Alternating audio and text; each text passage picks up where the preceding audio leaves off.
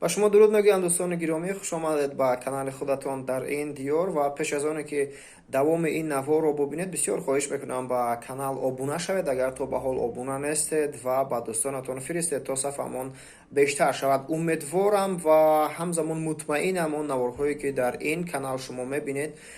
تو حال در بعضی دیگر کانال ها ندیدید و البته مفید هم هستند. امروز برایتان میخواهم یک کتاب تازه نشر را معرفی کنم که کتاب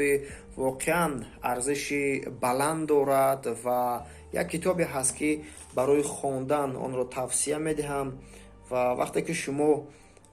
این کتاب را با دست خود میگیرید از خواندنش سیر نمیکنید و وقتی که آن را مطالعه کردید حتما باور دارم که در وجودتون یک همون آتشی که تا به حال ولنگه نشده بود همون یک به اوج می درآید، یک خروش میکند و واقعا شما لااقل سر آن اندیشه میکند که من این یا آن کار رو باید انجام بدهم یا اینکه چرا انجام ندادم و هنوز فرصت برای انجام دادن هست. این کتاب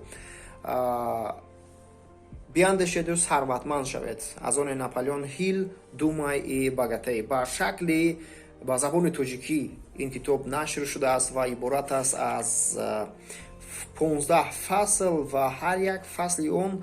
عبارت است از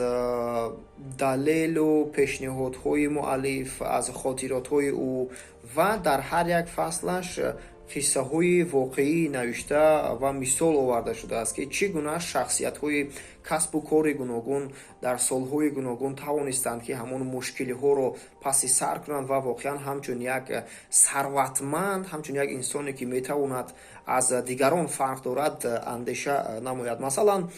در فصل یکم همین کتاب پیرامون اندیشه ثروت است، چگونه انسان میتواند که اندیشه خود رو به ثروت تبدیل دهد و یک اندیشه ثروتمندانه داشته باشد. بسیار باب جالب هست و بعدا همه باب ها اصلا عجیب هستند، لیکن در میون اینها مثلا دانش تخصصی، برنامه‌ریزی سازمانی یافته، تصمیم گیری، غلبه با شک و شبهه، انا همین باب رو شما حتما بخونید. بسیار یک نقل و روایت های عجیب می‌آورد. خب اینجا ذهنی نیمه هوشیار و فصل دیگری که برای من بسیار پسند آمد و چند مرتبه گشته و برگشته مطالعه کردم این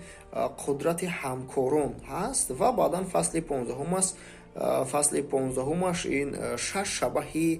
ترس، یعنی با کدام راه و اصول انسان میتواند که همون ترس و هراسی که در وجودش هست آن رو فراموش کند.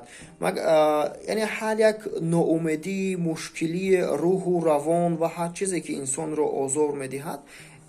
انسان میتواند که با مطالعه کردن همین کتاب آن را از خودش دور بکند و سیرخواننده ترین کتاب در دنیا اعتراف شده است. و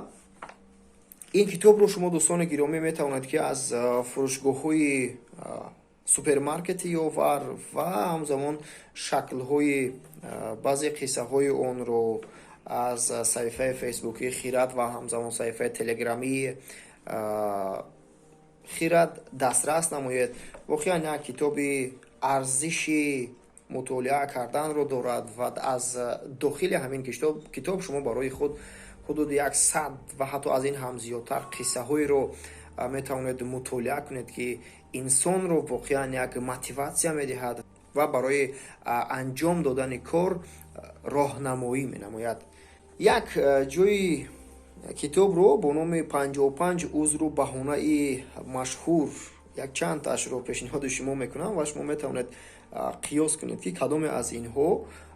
در نهاد شما نیز هست. اگر من همسر و خانواده می داشتم، اگر با قدر کافی طرفدار می داشتم، اگر پول می داشتم، اگر آموزش خوب دیده بودم، اگر می توانستم کار پیدا کنم، اگر سالم بودم، اگر فقط وقت می داشتم، اگر شرایط بهتری می بود، اگر دیگران ما رو درک می کردن و همین گونه یک 55 گفتیم اگر هوی دیگر هست. یعنی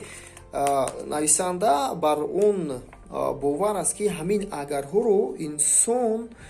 باید از وجود خود دور بکند و وقتی که همین چیز از وجود انسان دور می شود شخص می تواند که همون اهداف و مقصدی که نزد خودش گذاشته است موفق شود. باور کنید همون یک انگیزشی